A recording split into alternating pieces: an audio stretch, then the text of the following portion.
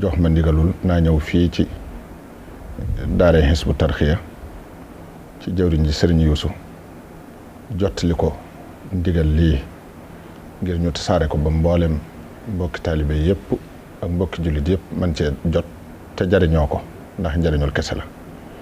bayit wi nga xam ne moom la sëriñ bi wax ne man zanna xayrallaahi yuxni aw yadur fa zaaka fit daareeni du kaddin wa dur la wax ne mi ngi jox ndigal mboolem taalibe Sëriñ Tuubaa yëpp ñu saxal ko bis bu ne gën jaa néew ñetti yoon ci suba gi ak ci ngoon gi.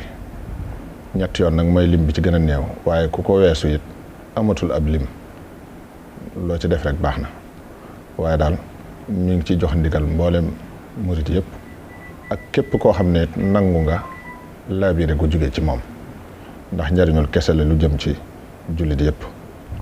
man zanna xayrallaahi yuxni aw yadur fa daaka fit daareeni du kaddin wa dur. xam naa jox na ci ndigal sëriñ Yuusu it ñu bind ko mool ko te tasaare ko ba képp ku ko mën a bëgg a jariñoo rek jariñoo gi du la jafe. bu ko defee bayit wi nag doonut bayit wu bero am na yu mu àndal waaye sëriñ bi jëmmi bayit wi rek la wax ne moom la joxe ndigal. bi mu koy waxit dafa wax ne nañ jiital bismillahi rahmaani rahim wane it ne sëriñ bi moo ko waxal boppam ne xaalahoo seyxuna ahmad al xadim alayhi akbaru ridwanillahi taala al baaxil xadim. su ko defee teg ci bayit wi nag moom la joxe ndigal bis bu ne gën jaa néew ñetti yoon ku xas weesu ñett nag amatul ab lim ngoon gi noonu.